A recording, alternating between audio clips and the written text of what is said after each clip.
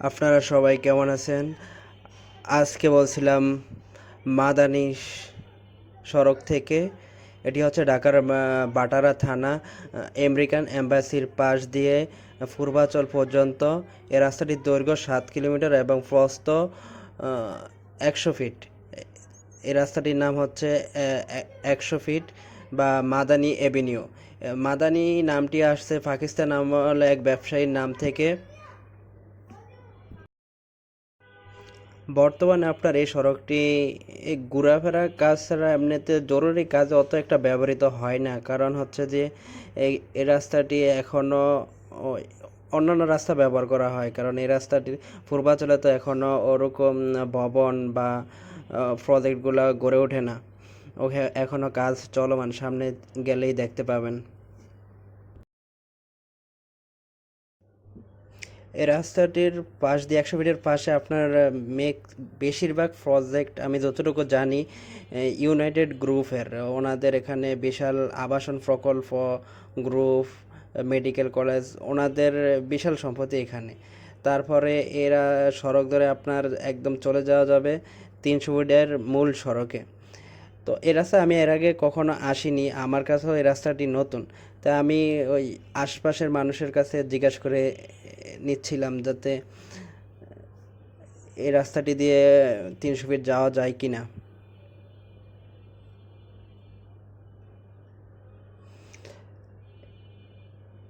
আর এখানে আপনার অনেক খোলা জায়গা, খোলামেলা জায়গা থাকার কারণে পাশ দিয়ে আপনার কাশফুলের বিশাল জায়গা। আর তো অনেক মানুষ এখানে ঘুরতে আসে, আড্ডা দেয়, অতটা নজরে পড়ে না। তা আসে আপনার এখানে আসলে দেখতে পাবেন। জায়গাটা খুব চমৎকার, ঘোরার জন্য বেস্ট একটা জায়গা হতে পারে।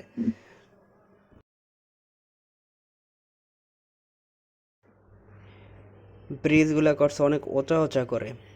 আপনার ব্রিজগুলোতে উঠলে আর নামলে বুঝতে পারবেন যে ব্রিজগুলো কতটা উঁচা রাস্তা থেকে। এখন নামতে গেলেই বুঝতে পারছেন ভিডিওর মাধ্যমে যে ব্রিজগুলো অনেক উঁচা উঁচা করছে।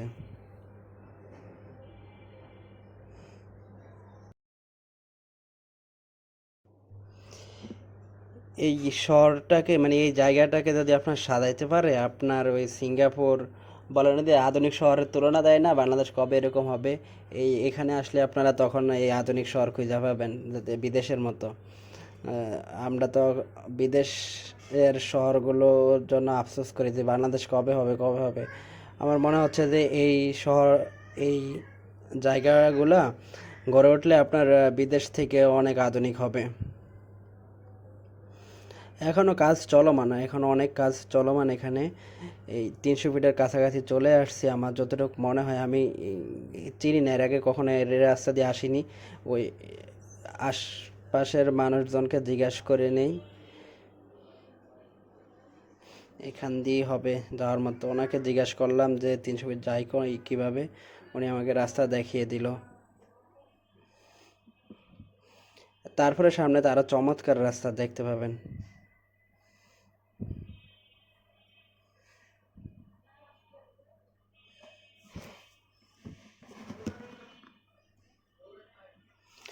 আর পাশ দিয়ে আপনার রাস্তাগুলা যেমন সুন্দর করে করছে, তারপর আপনার গাছ গাছ লাগাইছে, ঘাস, তারপর ব্রিজগুলো খুব সুন্দরভাবে করছে।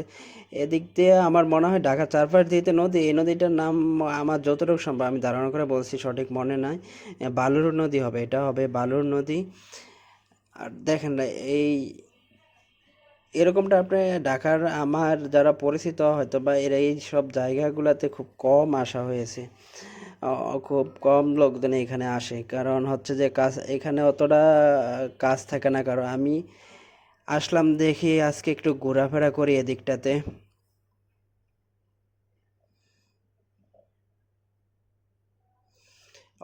অনেক অনেক অনেকগুলো ভবন চলতেছে, সবগুলো ভবনের কাজ চলতেছে।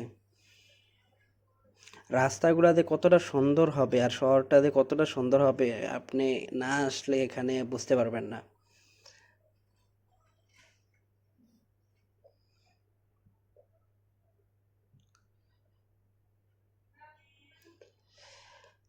তারপর চলে আসলাম আপনার আমরা পূর্বাঞ্চলের সীমান্তে। পূর্বাঞ্চল আপনার বাংলাদেশ সরকারের একটি মানে প্রকল্প বলা হয়। এটি আপনার 1995 সালে এই প্রকল্পটি সরকার হাতে নেয়। এই এই টোটাল প্রকল্প, এটার টোটাল জমির পরিমাণ হচ্ছে আপনার 6150 একর, 6150 একর। আর হচ্ছে এটার ব্যয় তো বাংলাদেশে তো যে কোনো প্রকল্পের ব্যয় একটা থাকে না। প্রথমে যে ব্যয় ধরা হয়েছে এই ব্যয় আপনার কয়েক গুণ বেড়ে এখন বর্তমানে হয়েছে প্রায়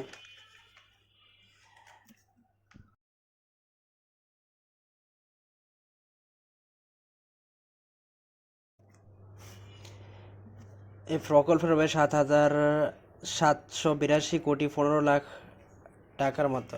সামনে তো আরও বাড়তে পারে, কমবে না। তারপর এই পূর্বাঞ্চল আপনার পড়ছে ঢাকার মধ্যে কিন্তু পড়েনি, আপনার পড়ছে রূপগঞ্জ থানা ও কালীগঞ্জ থানার মধ্যে।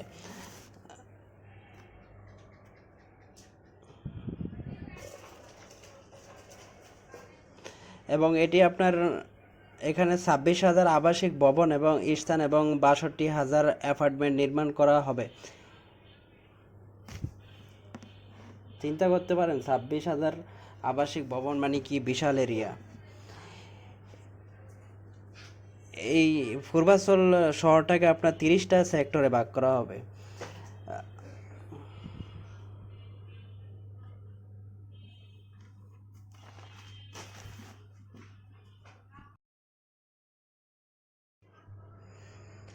তারপর যতটুকু জানলাম আপনার 100 একর জায়গার মতো উঁচু ভবন তৈরি করা হবে। উঁচু ভবন না থাকলে আসলে একটা শহর অতটা আকর্ষণীয় হয় না, সে কারণে হয়তো উঁচু ভবনগুলোর গুরুত্ব দিয়েছে। 100 একর জায়গা নিয়ে উঁচু ভবনগুলো তৈরি হবে। তারপর 300 ফিটের মূল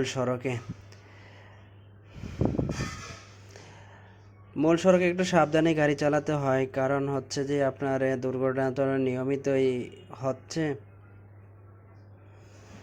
এই রাস্তায় আমার কয়েকবার বলতে আমার গণা নেই, অনেকবার আসা হয়েছে।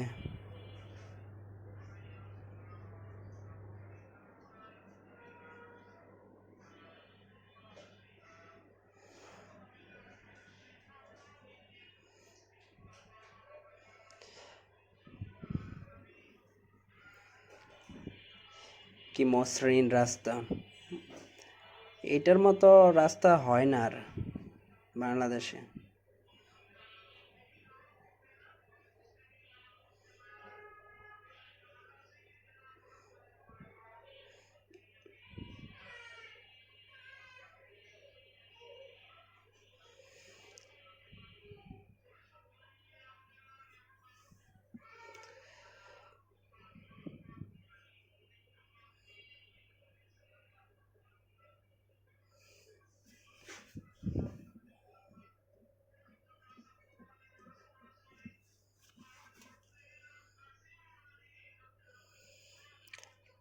পরন্ত বিকালে চলে আসছি আপনার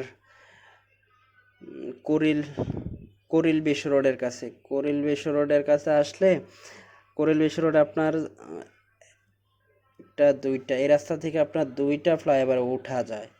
নামার ফ্লাইওভার তো একটা আছে, দুইটা। আমি সবসময় গোলমাল ফাঁকি এলাই আপনার এই ফ্লাইওভার এখানে আসলে গোলমাল ফাঁকি এলাই ফ্লাইওভারে ওঠার সময়। আজকে দেখি কি হয়।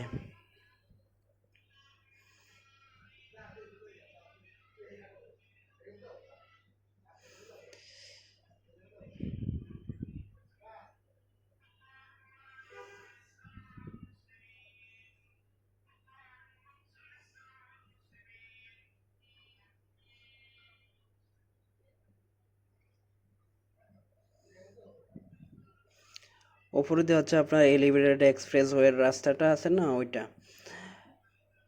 এই যে আজকেও যে ভুল রাস্তায় চলে আসছি।